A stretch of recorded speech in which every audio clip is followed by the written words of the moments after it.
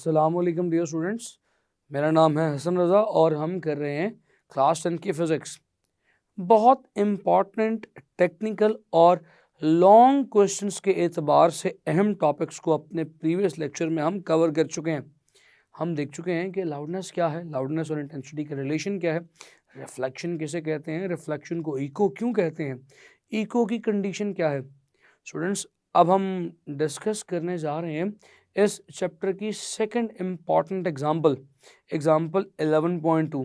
और स्टूडेंट्स, इसका ताल्लुक उसी फार्मूला के साथ है जो हमने स्पीड ऑफ साउंड में डराइव किया था, पढ़ा था। स्पीड ऑफ साउंड में हमने रिलेशन देखा था। तो हम आज करेंगे एक एग्जाम्पल 11.2, साथ ही बात शुरू कर देंगे नॉइज़ पोल्यूशन पर और नॉइज़ पोल्यूशन से बचने के लिए क्या इकदाम किए जाने चाहिए और क्या इकदाम किए जा सकते हैं। तो चलिए आज के लेक्चर को स्टार्ट करते हैं। So students, now we are in light board. हम शुरू करने जा रहे हैं इस एग्जाम्पल को। तो क्या कहती है एग्जाम्पल की स्टेटमेंट, देखिए ज़रा। Calculate the frequency of wave speed 340 metres per second and wavelength 0.5 metre. आपको एक वेव की स्पीड और वेवलेंथ दे दी गई है, तो कुछ भी करने से पहले आप क्या करेंगे, स्पीड लिखेंगे। स्टूडेंट्स, वेलोसिटी या स्पीड है 340 मीटर्स पर सेकेंड और साथ ही वेवलेंथ यानी लैम्डा की वैल्यू 0.5 मीटर्स है। और आपसे कह ही रहा है कि आप फ्रीक्वेंसी को कैलकुलेट करें, तो ये फ्रीक्वेंसी वाला पार्ट हम रिक्वायर्ड में या टू फाइंड में लिख देंगे। सो रिक्वायर्ड में हम लिखेंगे स्टूडेंट्स क्या चीज़ हमें फाइंड आउट करनी है, फ्रीक्वेंसी। तो फ्रीक्वेंसी के लिए हमने रिक्वायर्ड बना दिया। सोल्यूशन में क्या आएगा, dear students, formula that we will be using here is V is equals to F lambda। Students, इसी फॉर्मूले की मदद से हमने फ्रीक्वेंसी को कैलकुलेट करना है। कैसे करेंगे, ये देखिए। Frequency would be equals to velocity over wavelength. Students, velocity की वैल्यू क्या है, 340 मीटर्स पर सेकेंड और वेवलेंथ क्या है, 0.5। स्टूडेंट्स, थोड़ी सी मैथमेटिक्स तो मुझे भी आती है। आप लिख सकते हैं 0.5 को 1/2 फ्रैक्शन की फॉर्म में, ये 2 ऊपर चला जाएगा तो फ्रीक्वेंसी किसके इक्वल आ जाएगी, 680। क्या यूनिट्स आर हर्ट्ज। तो स्टूडेंट्स, मैं उम्मीद करता हूँ कि ये फ्रीक्वेंसी आपको समझ आ गई होगी मैंने कैसे कैलकुलेट की है। सो आई होप सो कि ये एग्जाम्पल 11.2 आपको समझ आई है। तो चलिए फर्दर दोबारा से चलते हैं इस एग्जाम्पल के बाद अगले टॉपिक्स को डिस्कस करने के लिए। स्टूडेंट्स, अब हम बढ़ेंगे हमारे एग्जाम्पल से एक कदम और आगे। अगला टॉपिक जिसे हमने स्टडी करना है, इसका नाम है नॉइज़ पोल्यूशन यानी शोर की आलूदगी। स्टूडेंट्स, शोर की आलूदगी को समझने से पहले ज़रूरी है कि हम शोर को डिफाइन कर लें कि नॉइज़ क्या है। स्टूडेंट्स, दो किस्म के साउंड्स हों क्वालिटी की बेसिस पे।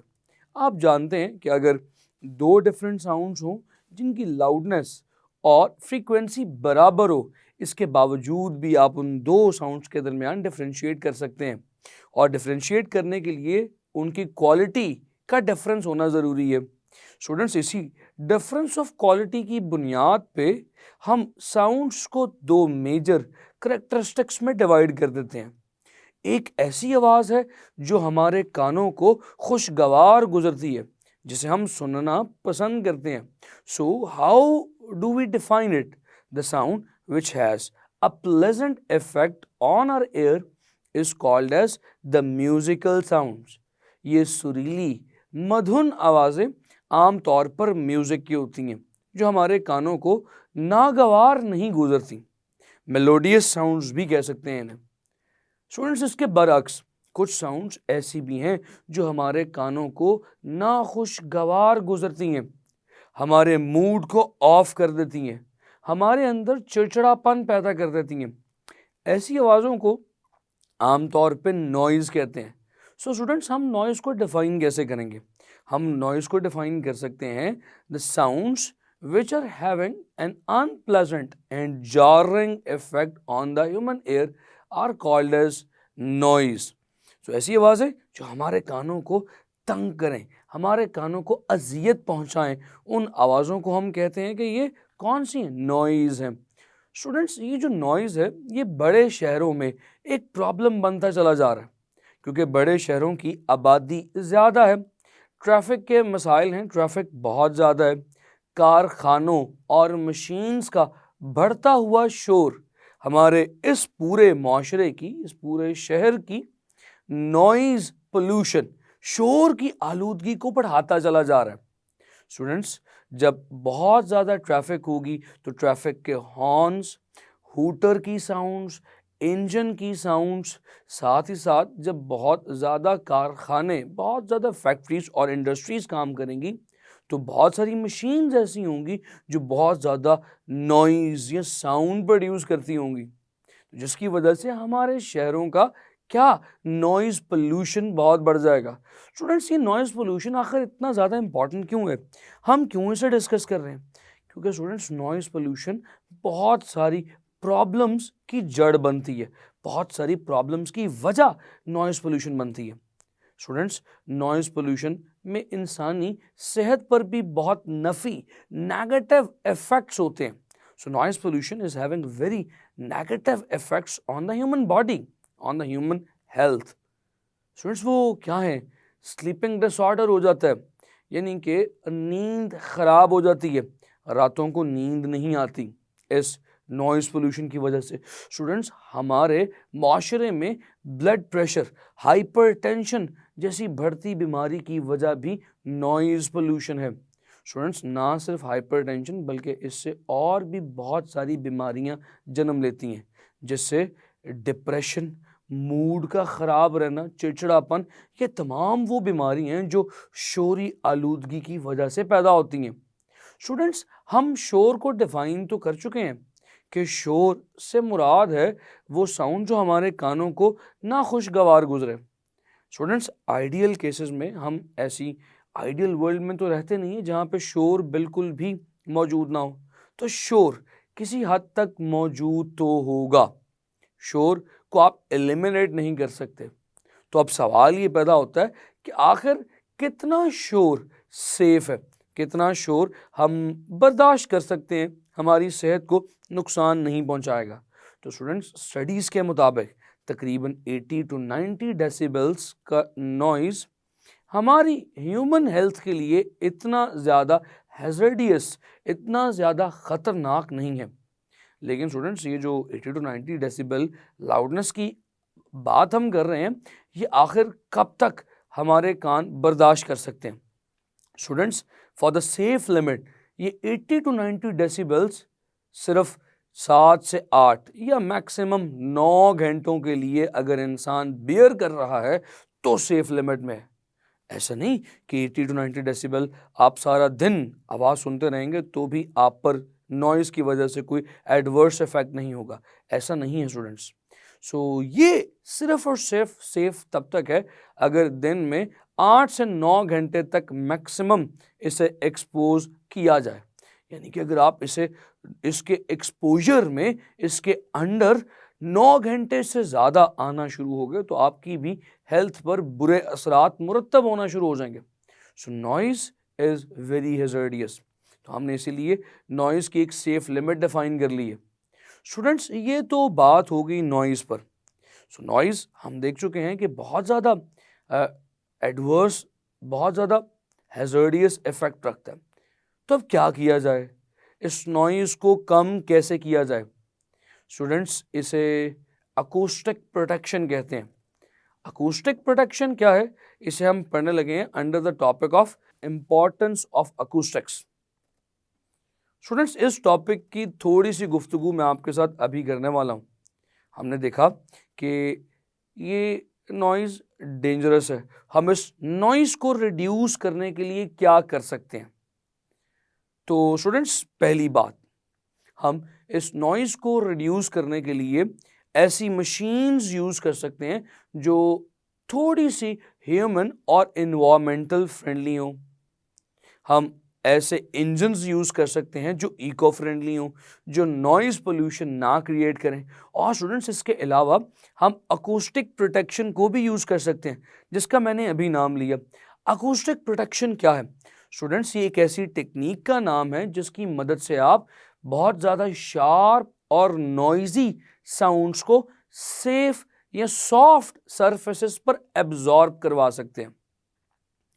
चलिए इस अकूस्टिक प्रोटेक्शन को, इंपॉर्टेंस ऑफ अकूस्टिक्स को थोड़ी सी डिटेल में आपके साथ शेयर करता हूं। स्टूडेंट्स, आप जानते हैं कि जैसे दीगर वेव्स रिफ्लेक्शन का फिनोमेना करती हैं, इसी तरह से साउंड भी रिफ्लेक्शन करती है। तो अगर मैं किसी ऐसे कमरे में खड़ा होकर बोल रहा हूं जहां पर बहुत शार्प सरफेसेस मौजूद हैं, तो स्टूडेंट्स व्हाट विल हैपन, मेरी साउंड जो मेरे लबों से निकलेगी वो डिफरेंट सरफेसेस को टकरा कर बार बार रिफ्लेक्ट होती रहेगी और इस रिफ्लेक्शन के नतीजे में एक नॉइज जनरेट होगा। स्टूडेंट्स, ये डिजायरेबल नहीं है, तो मुझे क्या करना होगा, मुझे इस नॉइज को रिड्यूस करने के लिए इन शार्प वॉल्स की जगह सॉफ्ट सरफेसेस यूज करनी पड़ेंगी, क्योंकि स्टूडेंट्स सॉफ्ट सरफेसेस पर रिफ्लेक्शन नहीं होती।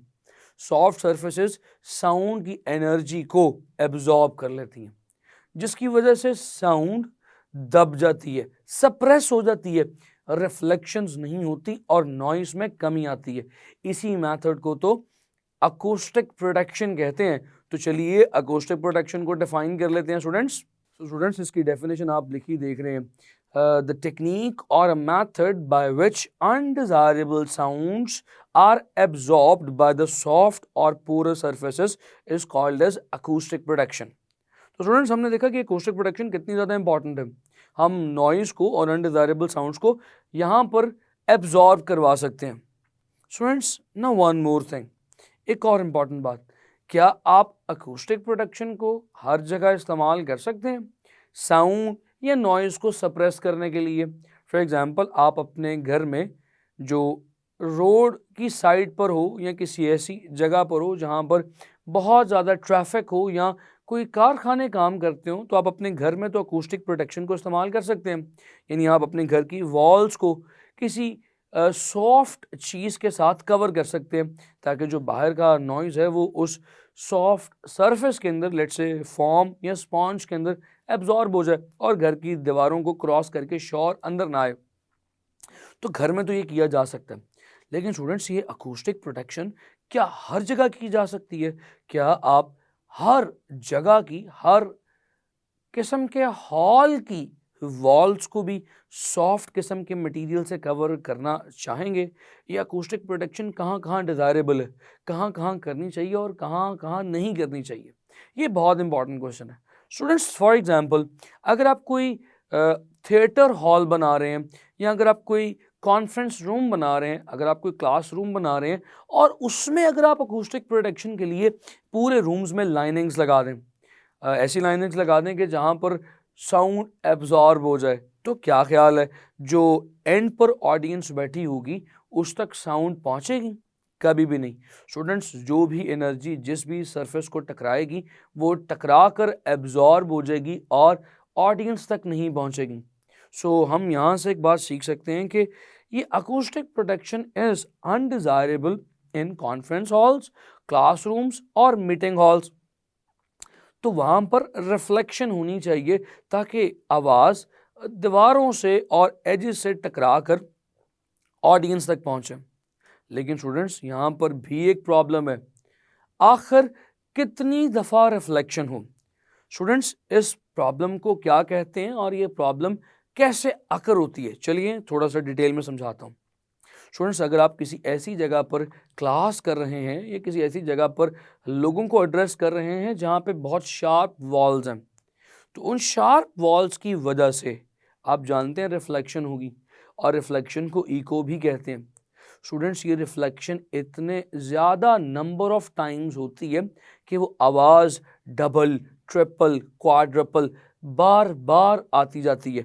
इस प्रोसेस को रेवर्ब्रेशन कहते हैं कि वो साउंड जो बहुत वॉल्स के साथ टकरा कर आफ्टर नंबर ऑफ रिफ्लेक्शन आप तक पहुँचे, वो आवाज़ क्लियर नहीं रहती। So this process is called as reverberation. So students, यहाँ पे रेवर्ब्रेशन भी डिज़ायरेबल नहीं है। तो अगर आप कोई कॉन्फ्रेंस हॉल बनाना चाह रहे हैं, कोई क्लासरूम बनाना चाह रहे हैं, कोई मीटिंग रूम बनाना चाह रहे हैं, तो यहाँ पर आप अकूस्टिक प्रोटेक्शन भी यूज़ नहीं कर सकते। अगर आप अकॉस्टिक प्रोटेक्शन यूज़ करेंगे तो ऑडियंस तक आवाज़ नहीं जाएगी। अगर आप बहुत ज़्यादा शार्प वॉल्स का इस्तेमाल करेंगे तो इतनी दफ़ा आवाज़ रिफ्लेक्ट होगी कि सुनने वाले सही से आवाज़ सुन नहीं पाएंगे। बार बार आवाज़ रिपीट होती चली जाएगी, आवाज़ की रिवर्ब्रेशन होती चली जाएगी। सो स्टूडेंट्स, ये फिनोमेना भी अनडिज़ायरेबल है। तो क्वेश्चन ये है कि फिर हम ऐसी जगहों को जो जैसे कि थिएटर हॉल्स, कॉन्फ्रेंस हॉल्स हैं, क्लासरूम्स हैं, ये मीटिंग रूम्स हैं, इन्हें कैसे बनाया जाए, इनकी कंस्ट्रक्शन कैसे की जाए। स्टूडेंट्स, इनकी कंस्ट्रक्शन करते हुए हमें ख़ास ख्याल रखना पड़ता है कि हम वॉल्स कैसी डिज़ाइन कर रहे हैं और रूफ़ या सीलिंग कैसी डिज़ाइन कर रहे हैं। स्टूडेंट्स, इनके लिए हम सीलिंग को कर्व्ड डिज़ाइन करते हैं ताकि जो साउंड एक स्पीकर से या एक साउंड जो बोलने वाले के लबों से एमिट हो रही है वो हर तरफ तो फैले और जो साउंड ऊपर की तरफ जाए वो इस सीलिंग को टकरा कर दोबारा नीचे आ जाए और एंड तक तमाम कॉर्नर्स तक पहुंचे। सो आप ये डायग्राम देख सकते हैं, ऐसे थिएटर हॉल्स की या ऐसे कॉन्फ्रेंस हॉल की सीलिंग्स कर्व डिज़ाइन की जाती है। स्टूडेंट्स, ना सिर्फ इनकी सीलिंग कर्व डिज़ाइन की जाती है बल्कि बोलने वाले स्पीकर के पीछे एक साउंड बोर्ड भी रखा जाता है। स्टूडेंट्स, ये साउंड बोर्ड थोड़ा सा कनकेव होता है। कनकेव से क्या मुराद है, ये थोड़ा सा अंदर की तरफ कर्व्ड होता है, आप देख सकते हैं। स्टूडेंट्स, ये जो कनकेव साउंड बोर्ड है ये बिल्कुल कनकेव मिरर की तरह काम करता है। कनकेव मिरर को मैं आने वाले चैप्टर में डिटेल में डिस्कस करूंगा, लेकिन अभी के लिए ये बता देता हूँ कि ये कनकेव मिरर स्टूडेंट्स साउंड को एक जगह पर फोकस कर सकता है। आप पिक्चर में देख रहे हैं। तो स्टूडेंट्स, इस साउंड बोर्ड का हमें फ़ायदा क्या होगा, वो साउंड जो बोलने वाले स्पीकर के लबों से निकलकर पीछे जा रही थी, पीछे तो कोई ऑडियंस नहीं है, तो वो साउंड अगर पीछे चली जाती तो ज़ाया हो जाती। पीछे लगा साउंड बोर्ड उन तमाम साउंड्स को रिफ्लेक्ट बैक कर देगा और आगे ऑडियंस पर फोकस करेगा। तो स्टूडेंट्स, वो साउंड जो पीछे ज़ाया होनी थी इस साउंड बोर्ड की वजह से एफिशिएंटली ऑडियंस में मैनेज हो गई। So students, in different techniques को इस्तेमाल करते हुए हम साउंड को मिनिमम से मिनिमम खर्च के ऊपर तमाम ऑडियंस तक पहुंचा सकते हैं। स्टूडेंट्स, उम्मीद करता हूँ ये पॉइंट्स आपको क्लियर हुए होंगे। स्टूडेंट्स, हमने एग्जाम्पल भी कर ली, उम्मीद करता हूँ आपको एग्जाम्पल समझ आई होगी, आपने एग्जाम्पल नोट डाउन की होगी और प्लस ये जो थ्योरेटिकल टॉपिक था इसमें से शॉर्ट क्वेश्चंस और एमसीक्यूज बेइंतहा बन सकते हैं। उम्मीद कर रहा हूँ कि आप बुक ज़रूर रीड करते होंगे और बुक पर इन तमाम पॉइंट्स को मार्क भी करते होंगे, इम्पॉर्टेंट एमसीक्यूज को एक्सट्रैक्ट भी करते होंगे ताकि आपके एग्ज़ाम में ये काम आ सकें। अपना बेइंतहा ख्याल रखें। मिलूंगा आपसे अगले लेक्चर में। See you in the next lecture. खुदा हाफिज़।